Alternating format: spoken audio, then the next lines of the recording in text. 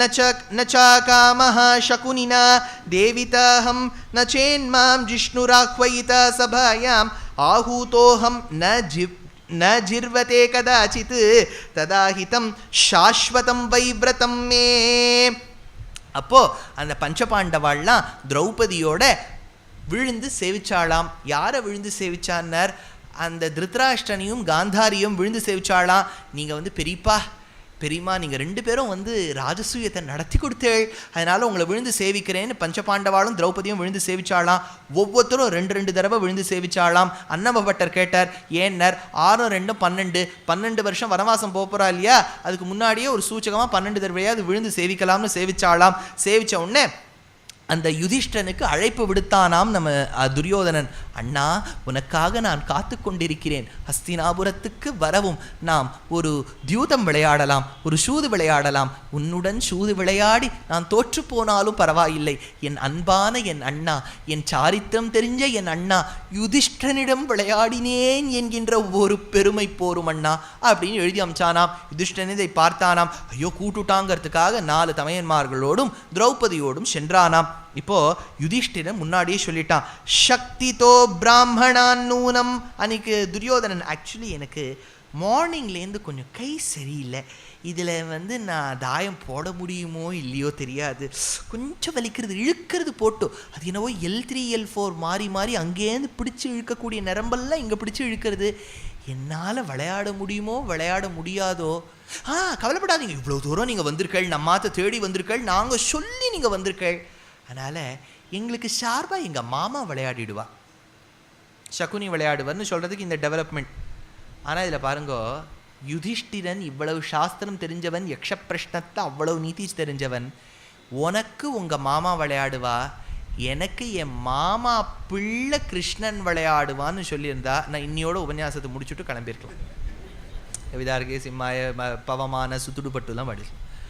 அந்த ஒரு சமயத்தில் நான் விளையாடுறோமேன்னு நினச்சுட்டான் இந்த யுதிஷ்டிரன். அதனால் போச்சு சாந்தி பர்வா, அனுசாசன பர்வா, எல்லா பர்வா வரைக்கும் போச்சு. அங்கே மாமா விளையாடினா என் மாமா பிள்ளை விளையாடலாம்னு சொல்லியிருக்கலாம் இல்லையா? when you are not playing, when I am also entitled to have one representation இல்லையா? அதனால் உன்னை ரெப்ரசென்ட் பண்ணுறதுக்கு உங்கள் மாமா, என்ன ரெப்ரசென்ட் பண்ணுறதுக்கு என் மாமா பிள்ளை விளையாடி இருந்தால் சகுனி தோத்து போய் இவ ஜெயிச்சிருப்பா, ஜாலியாக அது கதையே வேறு மாதிரி போயிருக்கும். என்னவோ மகாபாரதத்தில் கீதையை சொல்லணும், விஷ்ணு சஹஸ்ரநாமத்தை வாங்கிக்கணுங்கிறதுக்காக பகவான் பண்ண ஒரு லீலையாகத்தான் இதை நாம் கொள்ள வேண்டும். அதனால் அப்போ சொல்கிறான் நாம் யுதிஷ்டிரன், ஏமாற்றி ஜெயிக்கக்கூடிய சொத்து நல்ல சொத்தாகவே இருக்காது. அவனுக்கு தெரியும் எப்போ சகுனி விளையாடணும்னு சொல்கிறானா அப்போ என்னவோ நடக்க போகிறதுன்னு. தத்வை வித்தம் காதி தேவோர்மா ஜெய்ஷி சகுனே பரான்னு அப்படி சொல்லி முடித்த உடனே சரி ஏதாவது ஒன்று பணயம் வைக்கணும்னாலும் உடனே துரியோதனன் சொன்னான், இப்போ தான் நான் வாங்கின ரெட்டை வடம் அழகான முத்துமாலையை நான் பணயம் வைக்கிறேன். அண்ணா, நீங்கள் என்னண்ணா வைக்கிறீள்? எங்காத்துலேயும் அழகான முத்து மாலை ஒன்று உண்டு, அந்த முத்து மாலையை வைக்கட்டுமா? வைங்கொண்ணா மாமா நீங்கள் ஆரம்பிங்கோ. அந்த மாமாவான சகுனி எதிராளி கண்ணையே பார்ப்பான். என்ன விளையாடுறீங்களே யுதிஷ்டிரா அப்படின்னு அவரை ஏற்றி விட்டு உள்ளே இருக்கக்கூடிய பலத்தை குறைச்சிருவான். குறைச்ச உடனே என்ன பண்ணுவான், இப்படி தாயக்கட்டை போடுவான். என்ன ஆற்றுல எல்லாரும் சௌக்கியமா? பாருங்க, நான் நினச்சேன் 5 வந்துடுத்து அப்படிமானா. அதாவது கண்ணிலேயே தன்னுடைய எண்ணத்தை வச்சுண்டு அதையே தன்னுடைய யுத்த களமாக கொண்டானாம். சொல்கிறான் இந்த சகுனி, க்லஹானு தனும்ஷி மே வித்தி ஷரானம் அக்ஷாம்ச்ச பாரத அக்ஷாணாம் ஹிருதயம் மே ஜ்யா ரதம் வித்தி மமாம்ஸ்தரம். திருதராஷ்டிரன் கிட்ட சொல்கிறான் சகுனி, நீங்கள் என்னமோ யுத்த களம் யுத்தம்னு பேசிட்டு இருக்கல, எனக்கு எது யுத்த களம் தெரியுமா? இந்த தாயக்கட்டை ஆடுறோம் பாருங்க, அந்த அட்டை, அதுதான் எனக்கு யுத்த பூமி. அதில் அந்த அக்ஷம் போடுறோம் பாருங்க, டைஸு, அதுதான் என்னுடைய பானம். அதில் விழக்கூடிய எண்ணிக்கை இருக்குது பாருங்க, அதுதான் நான் விடக்கூடிய அம்பு. எனக்கு கிடைக்கிற லாபம் தான் எதிராளி படக்கூடிய தோல்வி அப்படின்னு ஒரே ஸ்லோகத்தில் சொல்கிறானாம். இப்போ ஒவ்வொன்றா இழந்துன்னு வரார். என்ன இழந்துன்னு வரார்னு வியாசாச்சாரியால் எடுக்கிறார். முதல்ல முத்துமாலையை இழந்தானாம், அடுத்தது கொடங்கொடமாய் இருக்கக்கூடிய தனத்தை இழந்தானாம். அடுத்தது தன்னுடைய ரதத்தை இழந்தானாம். அப்புறம் 1000 பணிப்பெண்களை இழந்தானாம். அடுத்தது எல்லா விதமான கை வளைகள், அந்த கங்கணங்கள் எல்லாவற்றையும் இழந்தானாம். அடுத்தது தன்னுடைய ஊர் மக்கள், அதுவும் ஊர் மக்கள்ல யாரெல்லாம் கலையில் தேர்ச்சி பெற்றவர்களோ, people who were adept with various art forms and skills, they were lost in this gambling. அவர்களை இழந்தானாம். அடுத்தது 1000 பணி ஆண்களை இழந்தானாம். அடுத்தது 1000 புஷ்டியோடு பலத்தோடு கூடிய ஆணைகளை இழந்தானாம். அடுத்தது 1000 குதிரைகளை இழந்தானாம். அடுத்தது சித்திரரதன் என்கின்ற கந்தர்வன் கிட்டேந்து அர்ஜுனனுக்கு என்னெல்லாம் பரிசு கிடைத்ததோ அத்தனையும் கொடுத்துட்டானாம். அடுத்தது 1000 ரதங்களை இழந்தானாம். 1000 கஜங்களை இழந்தானாம். 10,000 சைனிகர்களை இழந்தானாம். 10,000 வாகனங்களை இழந்தானாம். 400 விதமான நிதிகளை இழந்தானாம். 5 துரோணங்கள் முழுக்க இருக்கக்கூடிய ஜாதரூபம்னு சொன்னா அந்த இடத்துல பொன்னை இழந்தானாம். இதெல்லாம் முடிச்ச உடனே விதுரன் எழுந்து நிற்கிறார். சொல்றார், கிரஹே வசந்தம் கோமாயும் துவம்பை மோகான்ன புத்தியசே. ராஜா திருத்ராஷ்டிரா, நான் ரொம்ப நாள் யோசிச்சு பார்த்தேன், இந்த ஹஸ்தினாபுரத்தில் இல்லாதவாளே இல்லைன்னு. ஆனால் அப்போ நான் யோசிப்பேன், ஓநாய் மட்டும் இல்லையேன்னு. இன்னைக்கு தெரிஞ்சு போயிடுத்து, உன் பிள்ளை இருக்கான் ஓநாயா ஊழையிடுறதுக்கு, அவன் ஒத்தம் போனோம் உன் ராஜ்யத்தை அழிக்கிறதுக்கு நாராம். அடுத்தது சொன்னானாம், அப்பா திருத்ராஷ்டிரா நினைச்சு பார்த்துக்கோ, அர்ஜுனனோ பீமனோ ஒருவன் போரும் உன் பிள்ளை துரியோதனனை அழிக்க. இப்பவாவது மனசை மாத்திக்கோ, நிறுத்துன்னு சொல்லு ஆட்டத்தை. ஒன்னே ஒன்று கேட்டுக்கோ அப்பா, நீ அந்த 5 மயிலை வாங்கினுட்டு இந்த ஒரு காக்காவை கொடுத்துரு. சொல்றார் வியாசர். ஒரு காக்காங்கிறது ஒரு பிள்ளை, தம் பிள்ளை. உன் பிள்ளை காக்கா மாதிரி, அது எதுக்கும் பிரயோஜனம் இல்லை. அந்த காக்காவை போல இருக்கக்கூடிய பிள்ளையை கொடுத்துரு. மயிலா இருக்கக்கூடிய 5 அந்த பாண்டவாளை வாங்கி வச்சுக்கோ. அடுத்தது சொல்றார், தியஜேத் குலார்த்தே புருஷம். ஒரு குலம் வாழ வேண்டும் என்பதற்காக ஒருவனை பலி கொடுக்கலாம். கிராமஸ்யார்த்தே குலம் தியஜேத். கிராமம் நன்றாக இருக்க வேண்டும் என்பதற்காக ஒரு குடும்பத்தை நாம் தியாகம் பண்ணலாம். கிராமம் ஜனபதஸ்ய அர்த்தே. ஒரு கிராமத்தை நாம் விட்டுவிடலாம், ஒரு பெரிய ஜனபதம், ஒரு ராஜ்யம் வாழ வேண்டும் என்றால். ஆத்மார்த்தே பிருத்திவீம் தியஜேத். ஆத்மார்த்தம், அதாவது நம் ஆத்மா க்ஷேமமாக இருக்க வேண்டும் என்றால் இந்த உலகத்தையே விட்டுவிடலாம். அதனால உன் பிள்ளையை விட்டுடு. அப்போ துரியோதனன் எழுந்து நின்று சொல்றான், மா நோவம் ஸ்தா வித்ம மனஸ்வதேதம் சிக்ஷஸ்வ புத்திம் ரத வீராணாம் சகாஷாத் யசோ ரக்ஷஸ்வ விதுர சம்பிரணீதம் மா வியாப்ருதः பரகாரியேஷு பூஸ்துவம். அப்பா, உன்னை மாதிரி ஒரு மாமாவை வச்சுட்டு எங்கள் அப்பா உருப்பிட்டா மாதிரி தான் ஒரு தம்பியை வச்சுட்டு உன்னை விட்டாதான் எங்கள் அப்பாவுக்கு க்ஷேமம்னாராம். அடுத்தது திருதராஷ்டிரன் சொன்னானாம், விதுரா நான் சொல்கிறேன் கம்முன்னு உட்காரு. சொல்கிறார், தன்னுடைய பிள்ளை இப்படி பேசுவதை, சித்தப்பாவை இந்த மாதிரி கடுஞ்சொல் சொல்லுவதை நிறுத்துன்னு பேச தெரியல. அதே மாதிரி தான் அங்கே விபீஷணனை ராவணனின் பிள்ளை இந்திரஜித்து பேசும்போது ராவணன் தடுத்து நிறுத்தலை. அதனால தான் இத்யுக்த்வாத ச கதாபாணிகி சதுர்பிகி சக ராட்சசைகின்னு விட்டா போரும்னு 4 ராட்சசாலோட விஎம்கேன்னு புறப்பட்டு வந்தார். விபீஷண முன்னேற்ற கழகம்னு இன்னைக்கு நடந்தது இல்லையா, அதே மாதிரி இன்னைக்கு நடக்கிறது. மேலே தொடர்றதாம் இந்த தியூதம். அப்போ தன்கிட்ட இருந்த ஆடு மாடு எல்லாவற்றையும் பணயம் வைத்தானாம், இழந்தானாம் யுதிஷ்டிரன். அடுத்தது தனக்கிட்ட இருக்கக்கூடிய நிலன்கள், அந்த இந்திரபிரஸ்த ராஜ்யம், அதை இழந்தானாம். அடுத்தது இப்போ எல்லாவற்றையும் இழந்தாச்சு. சொத்து பத்து நாடு எல்லாம் இழந்தாச்சு. இப்போ என்ன இழக்கிறதுக்கு இருக்குன்னு கேட்டவுடனே யுதிஷ்டிரன் இப்போ முதல்ல நினைக்க ஆரம்பிக்கிறான். ஷ்யாமோ யுவ லோஹிதாக்ஷஹ. அழகான கண்களை உடையவன், பளிச்சுன்னு இருக்கான் பாரு. சிம்மஸ்கந்தோ மகாபுஜஹா. நல்ல புஜபராக்கிரமம் படைத்த சிம்மஸ்கந்தோ. அவனுடைய கழுத்தை பாருங்க எவ்வளவு அழகா இருக்கு. நகுலோ கிளஹயேவங்கோ. நகுலன் என்கின்ற என் பிரியமான தம்பியை நான் பணயமாக வைக்கின்றேன். வித்யே தன் மம தத்தனகம். அடுத்தது சொல்றார், அதையும் வச்சுட்டு இழந்து விட்டான். அடுத்தது யாரு கேட்கிறான் சகுனி.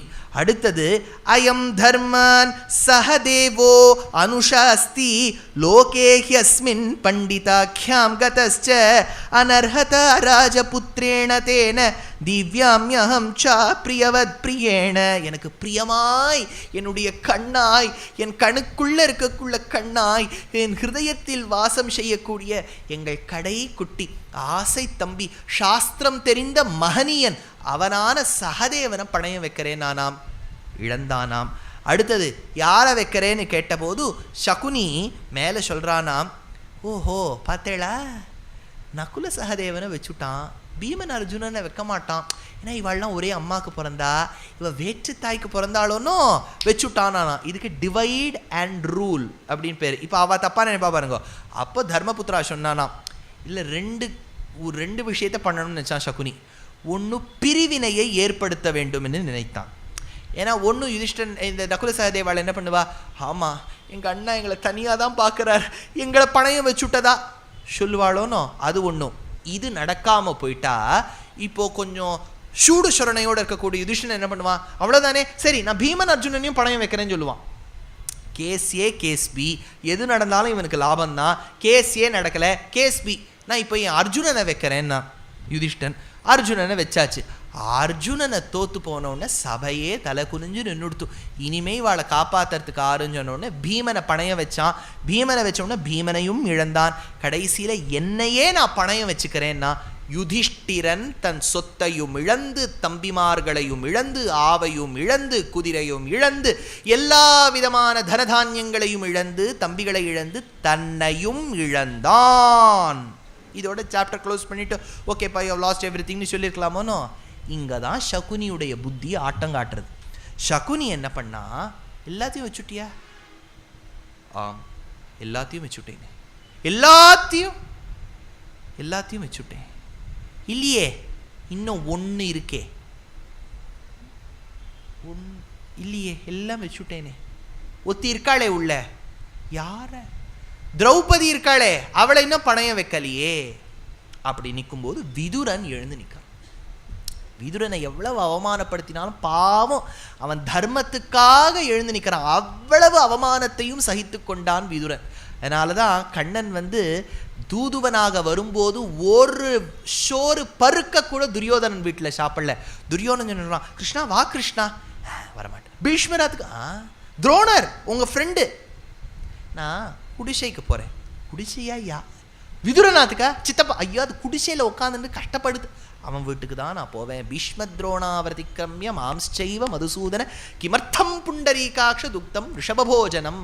ஏன்னா அவன்கிட்ட அந்த இருக்கக்கூடிய தன்மை, அன்னைக்கு நீ நேர்மைக்கு போராடினா நீங்கள் ஒத்தரும் போராடலேங்கிறதுக்காக பெருமாள் பின்னாடி பண்ணுவார். என்னன்னு அப்புறம் பார்க்கலாம். இப்போ என்னன்னா, இப்போ பகவான்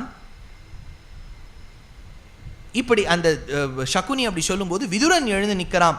மருமம் மிஞ்ச இவனை வென்ற வஞ்சம் அன்றி மற்றிவன் தருமம் வஞ்சி தனையைந்து பொருந்தும் என்னை தருமமோ கருமம் அன்று உனக்கு நாசகாலம் வந்ததாகலில் பொறும் தஞ்சமின்றி நெஞ்சு பெறும் என்று பேசினான். ஒரு வார்த்தை அவ பேர் எடுக்காதீங்க. சபையில் திரௌபதிங்கிற பேரை சொல்லி அவளை அவமானப்படுத்தாதீங்க. அவளை மட்டும் அவமானப்படுத்தினா இந்த குலமே நாசமடையும், வேண்டாம் நானாம். அப்போ யுதிஷ்டிரன் சொல்கிறாராம், சித்தப்பா வேண்டாம், உங்க கேட்டுட்டானோ, தர்மத்துக்கு கட்டுப்பட்டு நான் இருக்கணும், நான் சொல்கிறேன் கேளுங்கோ. ஷாரோத்பல பத்ராக்ஷ்ய ஷாரதோத்பல கந்தய ஷாரதோத்பல சேவின்யா ரூபேண ஸ்ரீசமானயா. ரூபேண அழகில் ஸ்ரீ சமானையா, உலகத்துக்கு ஜெகன்மாதாவா இருக்கக்கூடிய மகாலட்சுமியின் அழகு ஒத்து இருக்கக்கூடிய என்னுடைய திரௌபதியை ஆபாதி பத்மவித் வக்திரம் சஸ்வேதம் மல்லிகேவச்ச, அவ இதழ்கள் எல்லாம் பார்த்தா தாமரை மாதிரி இருக்கு, சிரிச்சா மல்லிப்பூ உதிர்றது, வேதி மத்தியா தீர்க்ககேஷி நீண்ட கூந்தலை உடையவள், தாம்ராஸ்யா நாதிலோமஷ, அப்பேற்பட்ட எங்கள் குலத்துக்கு விளக்காய் இருக்கக்கூடிய திரௌபதியை யுதிஷ்டிரனான நான் பணயம் வைக்கிறேன்னு வச்சானாம். இப்போ பீமன் அர்ஜுனனை பார்க்குறான், அர்ஜுனன் கிருபாச்சாரியால பார்க்குறான், யாருக்கு என்ன பண்ணுறதுன்னே தெரியல. இப்போ பீஷ்மர் சொல்கிறார், வியாசர் பீஷ்மர் தலையிலேருந்து முதல் முறையாக வேர்வேன்னு அவருக்கு இப்போ தான் வர ஆரம்பிச்சுதான். இப்போ வேர்வை கொட்ட ஆரம்பிச்சுடுத்தான். துருபதனுக்கு வேர்வை கொட்டுறதான், கிருப்பருக்கு திருமுகத்தை எங்கே வச்சுக்கிறதுன்னு தெரியலையா. விதுரன் ஓன்னு அழ ஆரம்பிச்சுட்டாராம். அப்போ இந்த திருத்ராஷ்டிரன் என்ன பண்ணுறான்னு பாருங்க. அவன் கேட்குறானாம், வியாசாச்சாரியர் எழுக்கிறார், அவளை ஜெயிச்சாச்சா அப்படின்னு கேட்குறானா. இந்த மாதிரி ஒரு ராஜா பாருங்க, இப்போ இருக்கும்போது துரியோதனன் சொல்கிறான், சரி அவளை வச்சாச்சோனோ ஆடலாம் ஆடலாம் வாங்க ஆடலாம் ஆடலாம். ஆடினான். ஆஸ் யூஷுவல் தோத்து போயாச்சு. இப்போ சபையிலேயே அட்டகாச சிரிப்பு சிரிக்கிறானாம் துரியோதனன். தோள் தட்டி மார் தட்டி கர்ணனை பார்த்து இடிக்கிறானாம். அப்போ இன்னொரு பக்கம் சகுனியை பார்த்து இடிக்கிறானாம். மாமா, ஐயோ உங்களை என்ன பண்ணுறதுன்னு தெரியல, ஜெயிச்சு கொடுத்துட்டேளே அந்த திரௌபதியை அப்படின்னு சொல்கிறானாம். அப்போ துரியோதனன் சொல்கிறான், ஏஹி க்ஷத்ர திரௌபதி மானயஸ்வ பிரியாம் பாரியா சம்மதாம் பாண்டவானாம் சம்மார்ஜதாம் வேஷ்ம பரைது சீக்கிரம் தத்ராஸ்து தாசி அபிபுண்யசீல. சரி ஜெயிச்சாச்சு, போய் அவளை கூட்டுன்னு வாங்க. கூட்டுண்டெல்லாம் வராதிங்க, இழுத்துண்டு வாங்க சபைக்கு. எனக்கு பணிப்பெண்கள் இருக்காளோன்னு அவளோட வந்து நிக்கட்டும்னு சொன்னானாம். அப்போ விதுரன் எழுந்து நின்று சொன்னானாம், அப்பா நானும் உன்னை சின்ன வயசுலேருந்து நல்லது சொல்லி தர்மத்தை சொல்லி தர்மசாஸ்திரத்தை சொல்லி எத்தனையோ நல்ல விஷயங்கள் சொல்லி நம்மாத்து குழந்தை திருந்தனம்னு நினைச்சு உன்னை திருத்தி பார்த்தேன். படகு கூட ஒருவேளை முழுகி விடலாம், மேரு பர்வதம் கூட உடைந்து விடலாம். துரியோதனா, உன்னை திருத்துவது நடக்காத காரியம்.